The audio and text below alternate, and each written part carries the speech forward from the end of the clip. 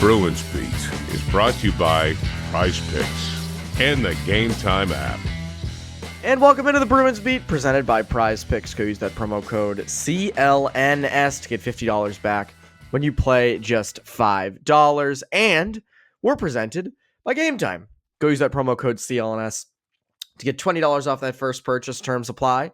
I am Evan Marinofsky. That is Conor Ryan. Connor, what is up? Evan, I'm doing well. How you doing? Doing great. Doing great. How's Cali? Pretty good. It was a eventful day yesterday. I was on the clock covering the Patriots, and some other news came up right after the game ended.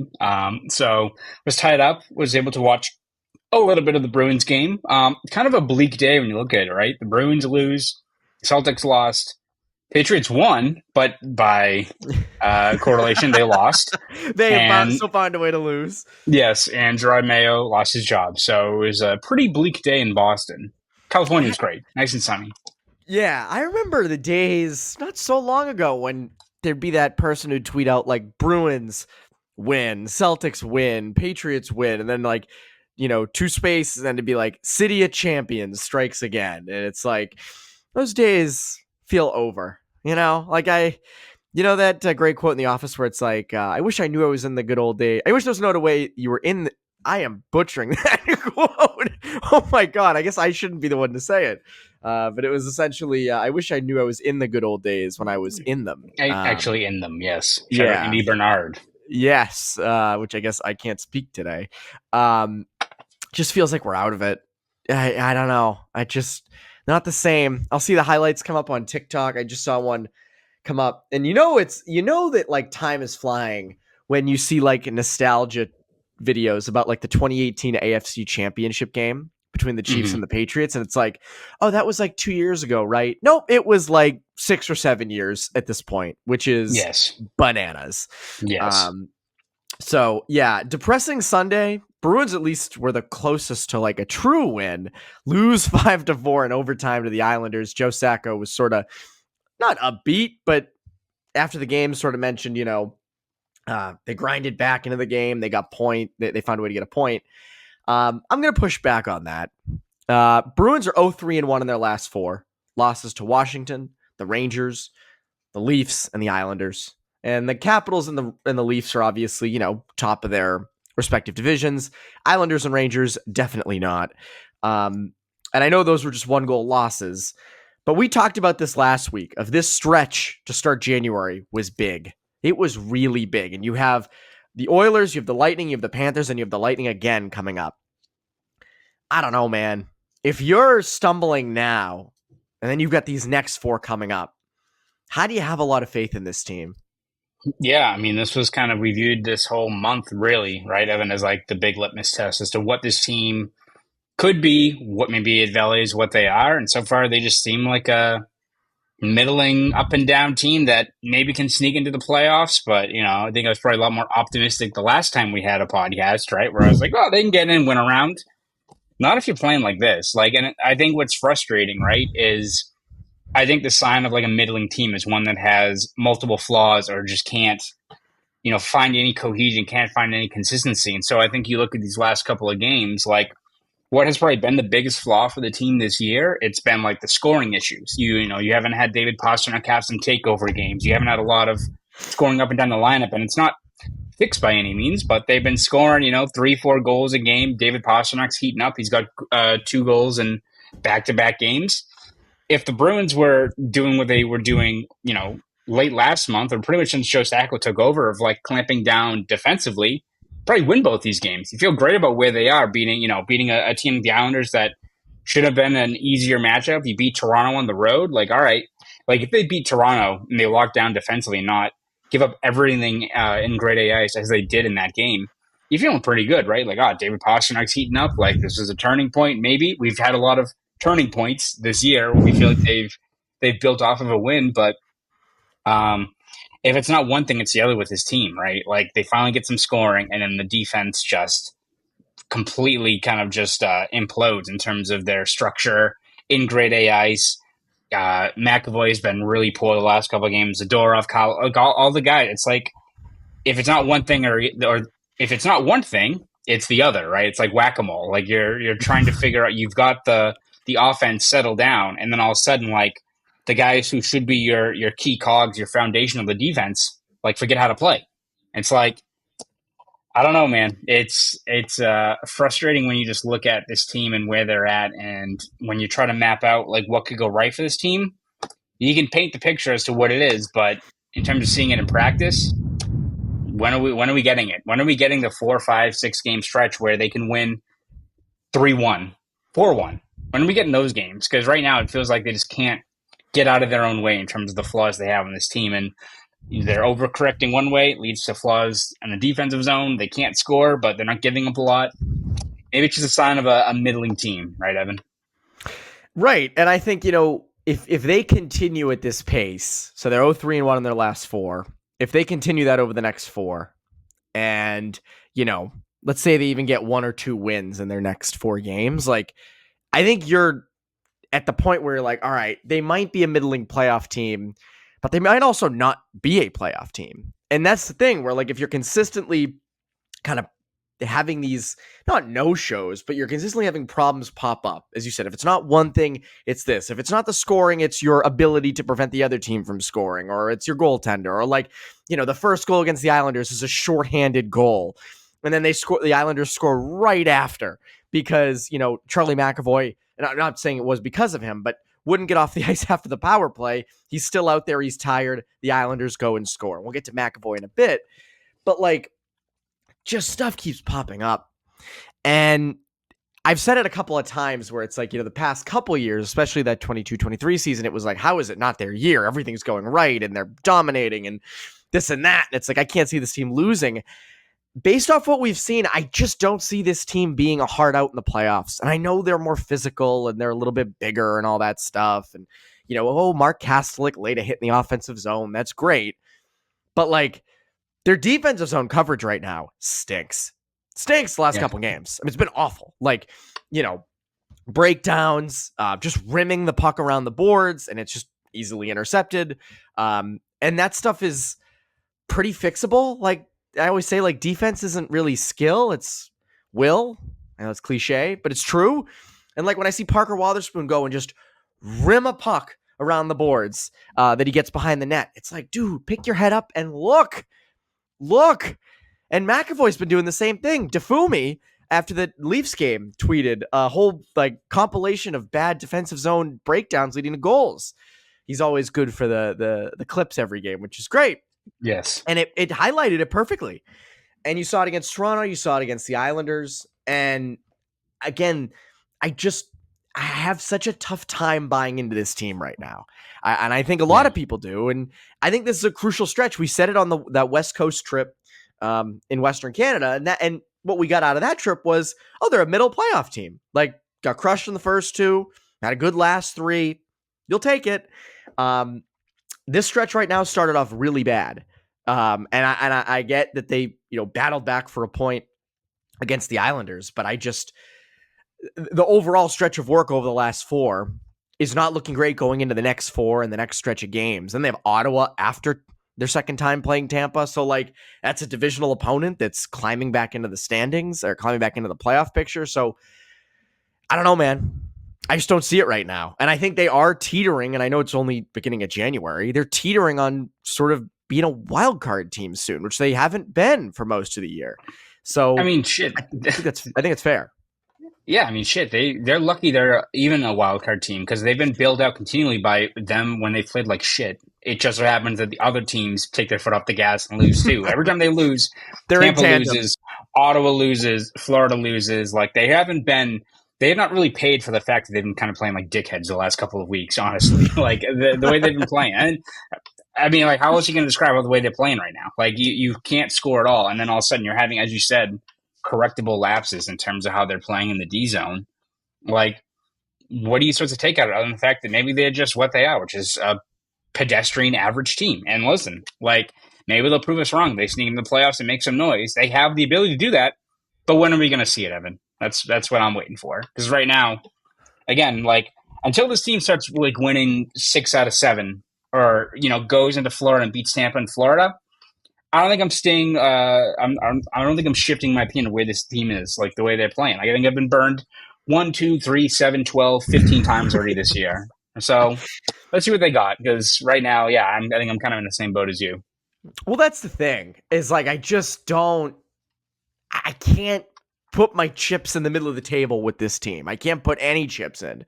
And I think it's plausible, kind of going off your second half predictions of like maybe they do get a wild card spot and surprise some teams in the Metro. Like, could absolutely happen. That's not out of the realm of possibility.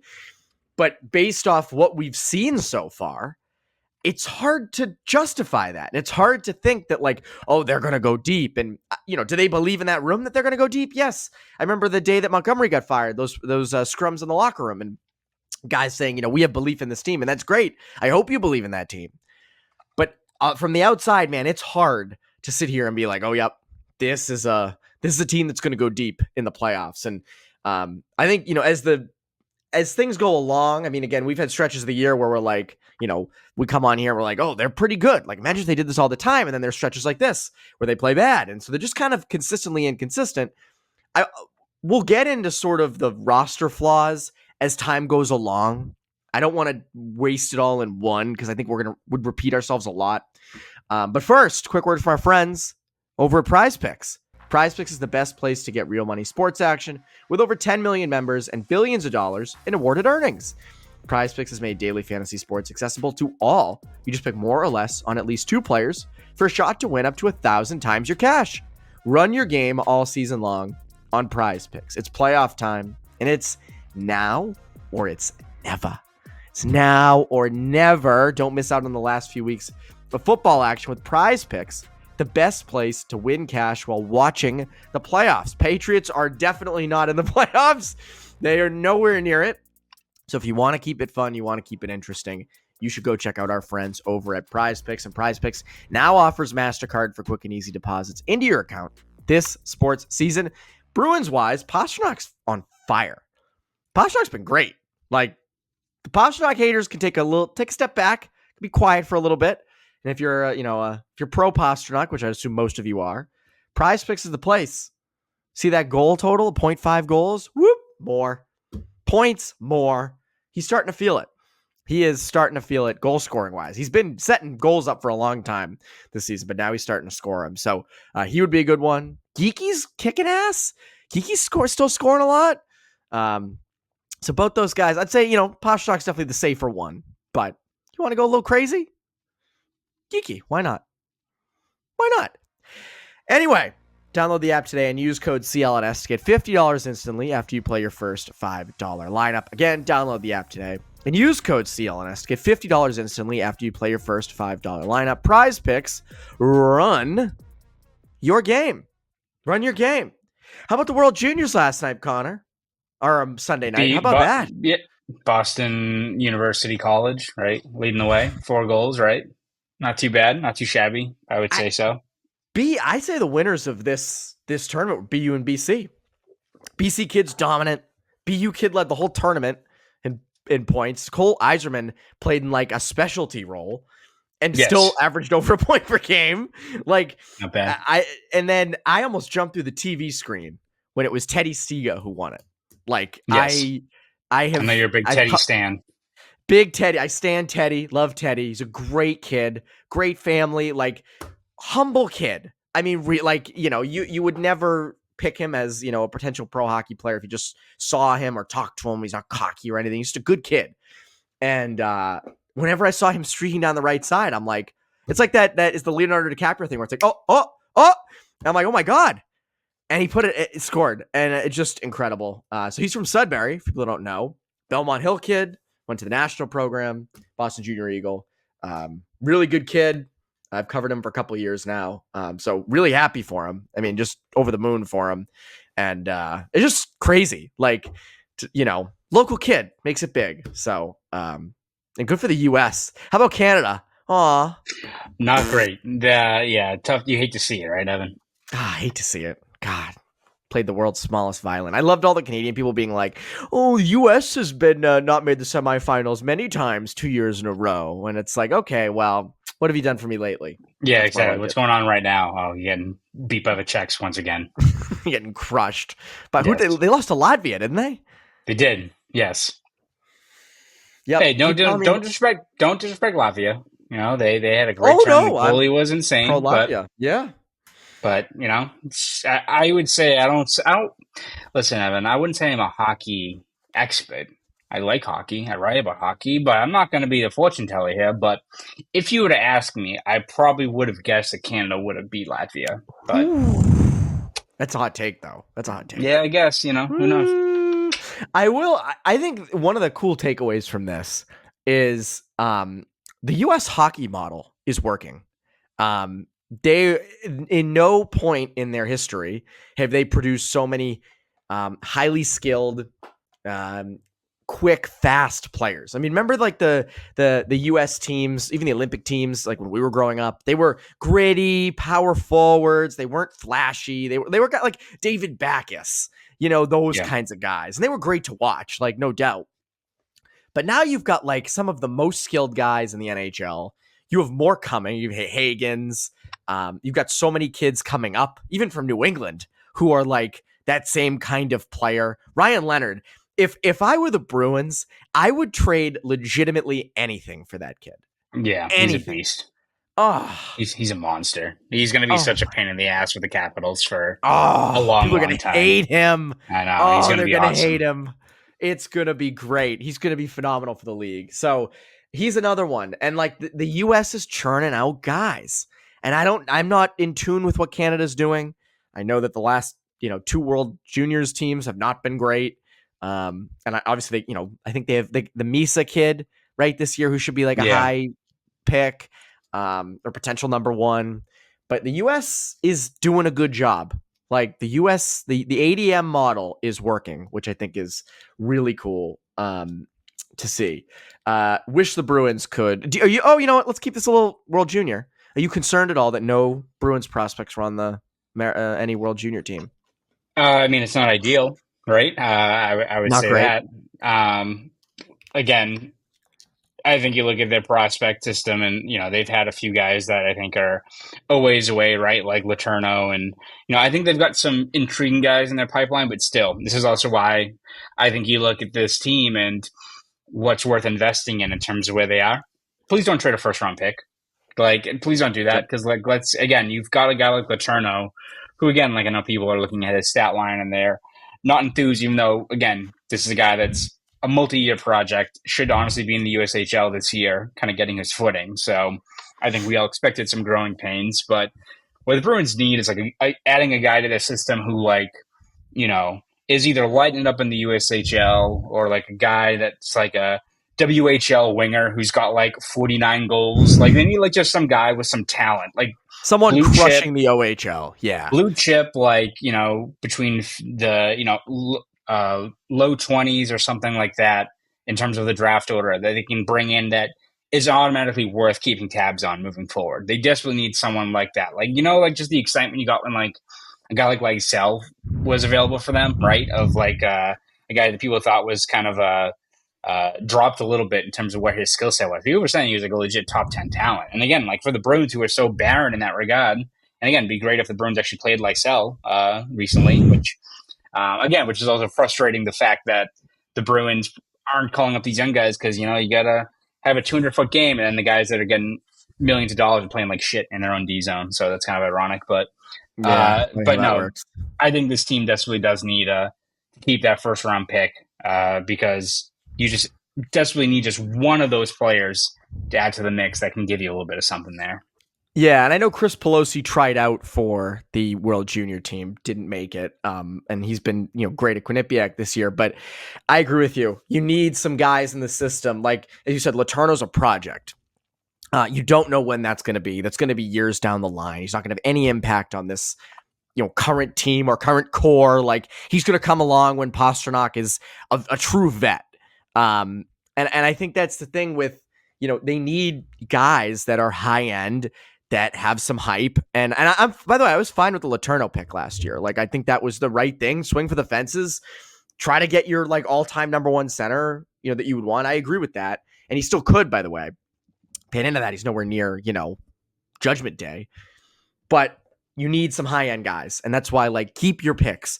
Please keep your picks. If anything, if these games have shown you anything, it's that you do need some skill. And I do think it is concerning that they don't have guys competing at the highest level in their age group. And obviously, different guys can develop. I don't think Lowry was ever a World Junior kid. No. I don't think he was a Holinka kid. So, I think that, guys peak at different times, guys blossom at different times. But I agree, you still need that high-end young talent. By the way, did you see Behind the Bee did a day in the life of Mason Lowry on a game day? Did you see this? I did not, no. It's on YouTube. It's they did a great job with it. A couple things a little not concerning, but a little crazy. Lowry stopped at Dunks before the game. It was before they beat the Caps on December 23rd, so maybe he's on to something. And he got a donut before a game. That's wild. I mean, that is I can't imagine that. It's like Jake DeBrusk eating Oreos before a game too. So that's right. Some of these guys, if it works, it works. I mean, I saw a video that was I think it was DK Metcalf on the Seattle Seahawks, where it's that dude just eats gummy worms all day. That's all he eats. So these pro athletes might be built different, I would say, Evan. Yes, and then the second concerning thing was he was driving his car, talking to the camera and eating a donut. No hands on the wheel, not really looking at the road much. And I'm like, is it a green screen? Is this a set? Is he actually driving? It's one of those Mary Poppins, the really grainy film behind them. Even Seinfeld, just the back doesn't match up. Yes. So, I got a kick out of that with Lowry. Go check that out on YouTube. It was well done by the Bruins, and also interesting. You want to go see the Bruins? You got to check out our friends over at Game Time. Can't watch the Pats, can't go to the Pats, but, maybe you want to go to an NFL playoff game around the country, and there's no better place to do that than with Game Time. Game Time has a new feature called Game Time Picks that makes getting tickets for events even easier. It filters out the fluff to show you only incredible deals on great seats so you don't have to waste time searching through thousands of tickets to find the best value. They tell you what the best value is. I personally love the flash deals. The flash deals before games. They're on sale, and I get the all-in pricing, so there's no surprises at checkout. I always say this, and the reason I always say it is because for years, I would use some other ticketing platforms, and they didn't have flash deals, and they didn't have the all-in pricing, and it would piss me off when I had to go through a ton of tickets to find cheaper ones. Because, I was a kid. You want to go with your friends. You don't care where the seat is. You just want to be there. You want to pay the least amount of money. Game Time does that. Game Time does that. I'm not crushed in the face by fees and everything at checkout. I know what I'm paying from the jump, which is awesome. And I get seat views, so I can picture myself sitting there, watch. I don't know why I'm stretched out, but watching the game, I can see it. So download the Game Time app, create an account, and use code CLNS for $20 off your first purchase. Terms apply. Again, create an account and redeem code CLNS for $20 off. Download Game Time today. Last minute tickets, lowest price guaranteed. What time is it, Connor? Game time. It is, in fact, game time. That is what it is. It is, in fact, game time. Ty Anderson, our friend Ty Anderson, had an interesting tweet after Sunday's game. He said, No, it's not easy to be claimed on waiver. Wow, Ty needs to really work on his sentence structure. No, it's not easy to be claimed on waivers and dropped into a new organization, but really think Wahlstrom's got to show something here soon. Been given more rope than multiple young players that continue to knock at the door in Providence / don't get same NHL rope, but not seeing much. I would agree. I'd agree. Wahlstrom, hard to notice at times. Had a couple almost goals. I know they tried him out on the power play. Cool story, but he's 24 or 25. And Ty's right. You have Lysell, you have Merkulov, you have Patra in Providence who've done their time, who've paid their dues down there, and they're not getting looks. And Wahlstrom is extended period of time up here, not doing a heck of a lot. I just wonder, are those guys in Providence getting angry at that? And I wonder, when do we see some sort of change made? I mean, I think it's going to come soon, right? Even if the Bruins are starting to score a little bit more now, it's also coincided with David Pastrnak taking over games, right? It's not like you're losing 5-4, 6-4, what have you, but it's Frederick scoring, and and again he was able to score against Toronto, so there is some progress there, but still, I think you look at what this team is and where they're at, and I think how hard they have to work for goals, especially further down the lineup. I think this team desperately needs just some more skills, some more playmaking, especially further down the lineup. So if that's Poitras, if that's Lysell, if that's Merkulov, like I also think at this point, Evan, right, where if this team is going to be middle of the pack, wild card team or something like that, let's make, what could be a wash of a season worthwhile and seeing what these guys can do, right? Like, I'd rather you go into this year, they, set themselves up for a first round knockout or just miss the playoffs entirely, which would suck. But I'd rather go through a year like that where you also find out, all right, Lysell is not worth, like, this is it for him. Like, we know what we got in him. He's not an NHL. He's not doing what we need him to do. He's out. Merkulov, same thing. Poitras, like, all right, like I think it benefited him going down to Providence, and you saw the production he's had down there. But I also see occasionally, like whether it's Anthony or Diver or someone else posting like something of like him getting cross-checked in the back. I'm like, all right, let's call him up. Like I forget like the AHL is kind of like the Wild West at times. I'm ready to see him up in the NHL level. Yeah, the physicality in the AHL is the exact same like in the NHL. Like you've guys who are heavy and physical down there too. Yeah, so I think it has to be pretty soon in terms of when the Bruins are calling these guys up and bring them to the mix, because again, the just shortage of playmaking and skill on this team has left a lot to be desired. And again, like even if these guys don't work out, we're not going to know unless we don't give them extended time to try, fail, and who knows, maybe succeed at the next level. We just haven't seen it yet. It's frustrating. I agree. And I've said it all along, even like trade value wise. Like I think, a lot of times when there's like a hot player available, people are like, all right, do a package around Lysell. And it's like, he doesn't have much value because the Bruins have stashed him in Providence forever. Like, and yeah, of course, some of that's on Lysell for sure. But like, you've also got to see what he is at the NHL level. And you're not going to see that if you never bring him up. It's, Merkulov has done well in Providence for a long time, especially offensively. Like this team needs an offensive jolt. They need playmakers, and Merkulov has been one in Providence, and Poitras the same way. Poitras produced. So like, do we expect they come up here? Two of them, one of them? I can't see them doing all three, but like, let's say one or two of them. Do I see them coming up and like game changing, the whole team, and they're suddenly like, at the top of the Atlantic? No. But a jolt wouldn't hurt, and an extended look wouldn't hurt. Like, Sacco's been pretty good about keeping lines together for a fair amount of time, seeing what those lines can produce.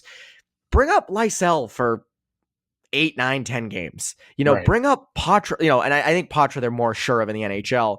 Same with Merkulov. Bring up Merkulov for 9 to 10 games. Like, see what you have for an extended time. And if there's nothing, then there's nothing. And if they didn't take advantage of their opportunity, then they didn't take advantage of their opportunity. But, I even look... I don't understand why they aren't. I don't get the rationale behind that, because as we've seen the last stretch of games, even these vets who are up here, not even vets, but like a Trent Frederick who's been around for a while, and I'm not just saying him, but they make mistakes too. So, and I get that they have a hard stretch of games coming up, so they should be able to play against top NHL teams. They're in the NHL. You should be able to play against anybody. So I think people are very frustrated about the young guys not getting the call up. And I do wonder if they really slip in these next 4 games, right? Or they lose to the Oilers, they lose to the Lightning, lose to the Panthers, lose to the Lightning again. I do wonder if their whole outlook on this season changes, where then the young guys come up, where it's like, all right, it's mid-January. We are teetering on that second wild card spot. I would imagine. I mean, if you've lost 3 games in your division, that does not help. So I do wonder if these 4 games kind of dictate when we might see those young guys come up. Connor, what can people look forward to from you over at the Globe and Boston.com? Yeah, you can read me over at Boston.com and the Boston Globe. I've covered every step of the way this Bruins season with recaps, features, columns, breakdowns, all that good stuff. And if you want to follow me on Twitter, X, whatever it's called, you can at Conor Ryan _93. Go do all that. That's Conor Ryan. I'm Evan Marinofsky, Bruins Beat listeners. Have a great rest of your week.